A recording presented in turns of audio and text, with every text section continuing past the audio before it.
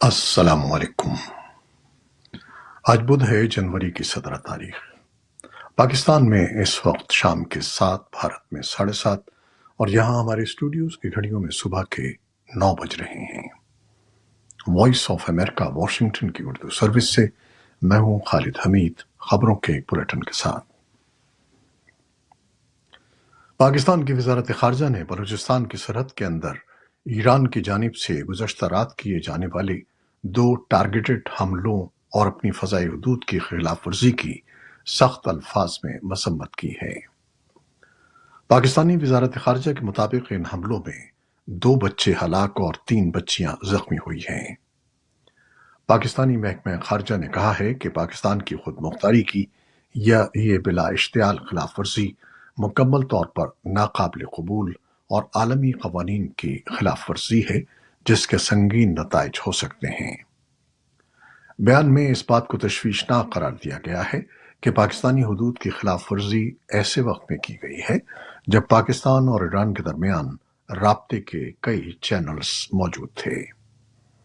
وزارت خارجہ کے بیان میں کہا گیا ہے کہ ہم نے ایران سے پاکستانی سفیر کو واپس بلانے کا فیصلہ کیا ہے اور طے کیا ہے کہ ایران کے سفیر کو، جو اس وقت تہران میں ہیں، اسلام آباد واپس آنے کی اجازت نہیں دی جائے گی۔ وزارت خارجہ کے بیان میں یہ بھی کہا گیا ہے کہ پاکستان فی الحال فوری طور پر ایران کے ساتھ اپنے تمام اعلیٰ سطحی رابطے اور ملاقاتیں منسوخ کر رہا ہے۔ پاکستان کے وزیر اعظم انوار الحق کاکڑ نے ڈیووس میں ہونے والے عالمی اقتصادی فورم کے اجلاس کے موقع پر ایران کے وزیر خارجہ حسین امیر عبداللہیان سے ملاقات کی ہے۔ پاکستانی وزارت خارجہ کی طرف سے اس ملاقات کے بارے میں ابھی کچھ نہیں کہا گیا ہے، لیکن ایران کی سرکاری خبر رساں ایجنسی ایرنا نے ملاقات کی تصویر اپنی ویب سائٹ پر اس خبر کے ساتھ شائع کی ہے کہ پاکستان کے وزیر اعظم نے ملاقات میں ایران اور پاکستان کے تعلقات کی اہمیت پر بات کی اور کہا کہ دونوں مسلمان ملک دہشت گردی جیسے مشترک چیلنج کا سامنا کر رہے ہیں، جس پر قابو پانے کے لیے مشترکہ کوششوں کی ضرورت ہے۔ ایران کے وزیر خارجہ حسین امیر عبداللہیان نے ملاقات کے دوران کہا کہ پاکستان اور ایران کے تعلقات گہرے اور تاریخی ہیں اور ایران پاکستان کے ساتھ اپنے دو طرفہ تعلقات کو وسعت دینے کا خواہش مند ہے۔ ایرانی خبر رساں ادارے کے مطابق ملاقات میں ایرانی وزیر خارجہ نے ایران اور پاکستان کے درمیان دو طرفہ تجارت کو 2.5 ارب سے بڑھا کر 5 ارب ڈالر تک لے جانے کی خواہش کا اظہار کیا۔ انہوں نے اس ماہ کے شروع میں ایران کے شہر کرمان میں ہونے والے دہشت گرد حملے پر پاکستان کی جانب سے کیے گئے اظہار ہمدردی کے لیے پاکستان کا شکریہ بھی ادا کیا۔ پاکستان کی حدود کے اندر ایران کی جانب سے کیے گئے حملے کی مزید تفصیلات سامنے آئی ہیں۔ حملہ پاکستان ایران سرحدی علاقے پنجگور سے 70 کلومیٹر دور سبز کوہ کے علاقے میں کیا گیا، جو ایران کی سرحد سے 45 کلومیٹر کے فاصلے پر ہے۔ مقامی ذرائع اس بات کی تصدیق نہیں کر سکے کہ حملہ ڈرون سے کیا گیا یا میزائل سے، تاہم مقامی لیویز انچارج نے وائس آف امریکہ کے نمائندے کو بتایا ہے کہ منگل کی رات انہیں اطلاع ملی کہ پنجگور کے سرحدی علاقے سبز کوہ میں ایک مکان پر مبینہ طور پر فضائی حملہ ہوا ہے۔ لیویز اہلکار عبدالحمید کے مطابق حملے کا نشانہ سبز کوہ کے ایک مقامی گاؤں میں ادریس بلوچ نامی شخص کا مکان تھا، جس سے 2 بچے موت کا شکار ہو گئے اور 5 زخمی ہوئے۔ مقامی ذرائع کے مطابق اس گاؤں میں صرف 5 سے 6 مکان ہیں اور یہاں کے رہائشی بکریاں چرا کر اپنا روزگار کماتے ہیں۔ پنجگور کے ایک مقامی صحافی عبدالواحد بلوچ نے وائس آف امریکہ کو بتایا کہ یہ واقعہ پاک ایران سرحد کے قریب پیش آیا۔ انہوں نے بتایا کہ ایران کی جانب سے دعویٰ کیا گیا ہے کہ کالعدم تنظیم جند اللہ کے ٹھکانے پر حملہ ہوا ہے، تاہم سبز کوہ میں عینی شاہدین نے بتایا کہ حملے میں عام لوگوں کے مکانات اور ایک مسجد کو نقصان پہنچا ہے۔ انہوں نے بتایا کہ زخمی ہونے والے 5 بچوں کو پنجگور کے ہسپتال میں طبی امداد دی جا رہی ہے۔ ہسپتال ذرائع کے مطابق زخمی بچوں کی حالت خطرے سے باہر ہے۔ ایران کی جانب سے دہشت گرد تنظیم جیش العدل کے مبینہ ٹھکانوں کو نشانہ بنانے پر پاکستان میں شدید رد عمل ظاہر کیا جا رہا ہے، جبکہ چین نے پاکستان اور ایران پر زور دیا ہے کہ وہ تحمل سے کام لیں۔ چینی وزارت خارجہ کے ترجمان ماو ننگ نے بدھ کو نیوز بریفنگ میں کہا کہ ہم فریقین سے تحمل کا مظاہرہ کرنے، کشیدگی میں اضافے کا باعث بننے والے اقدامات سے گریز کرنے اور امن و استحکام کو برقرار رکھنے کے لیے مل کر کام کرنے کا مطالبہ کرتے ہیں۔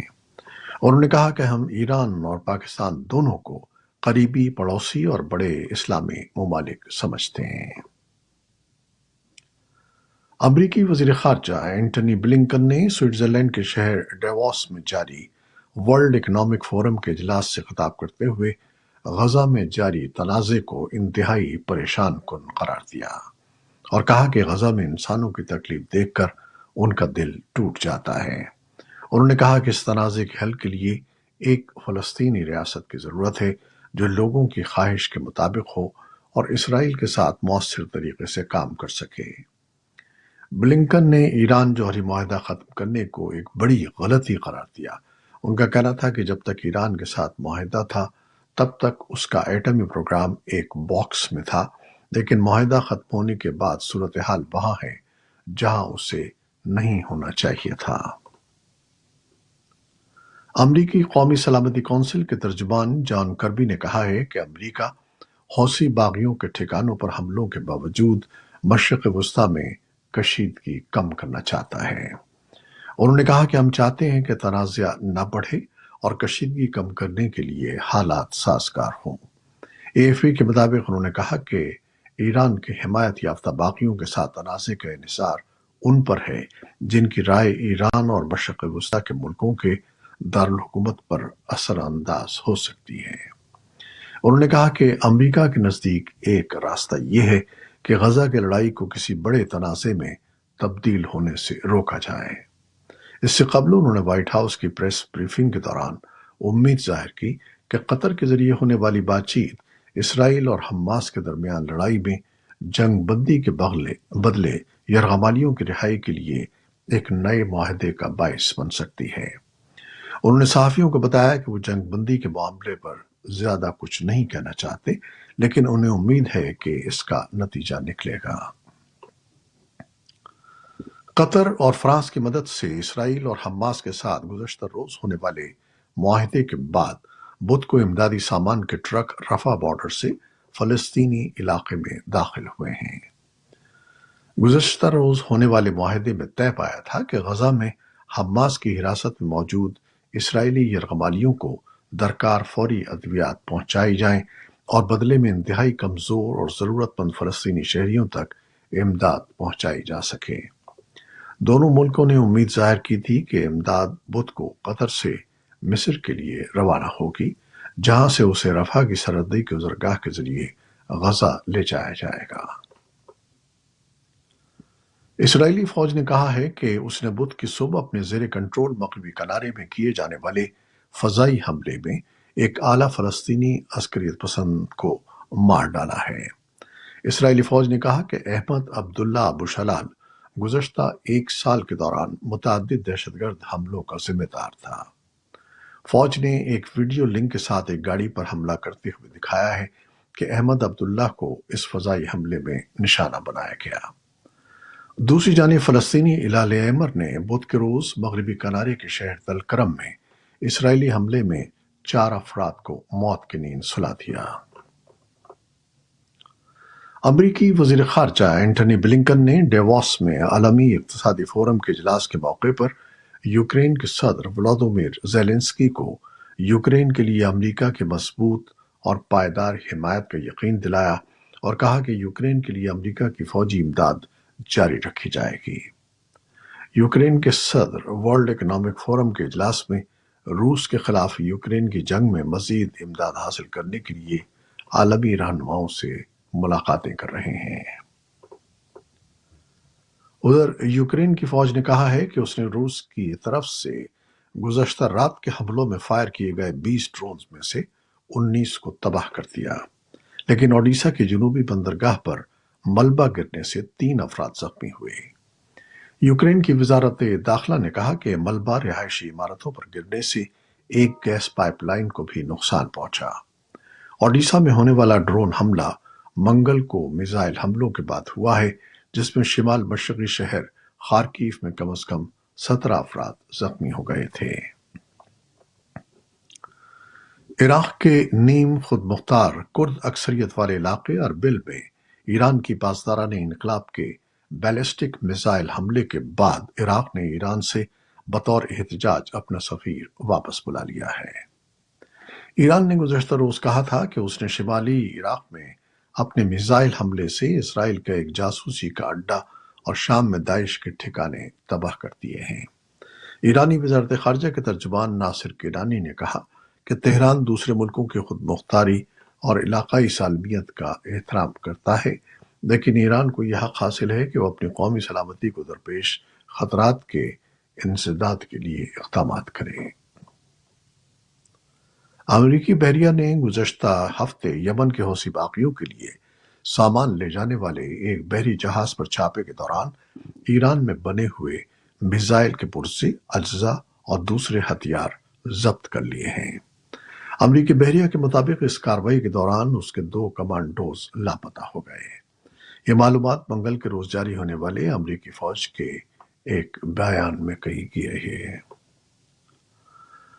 चीन की आबादी में सन 2023 में मुसलसल दूसरे साल कमी वाक़ई हुई है। कोविड-19 के दौरान शरह अमवात बढ़ने के बाद जब सख्त लॉकडाउन खत्म हुआ तो शरह पैदाइश तेजी से कम हुई, जिसके असरात चीन की मईशत और शरह नमू पर तवील मुद्दत तक रहने की तवक्को है।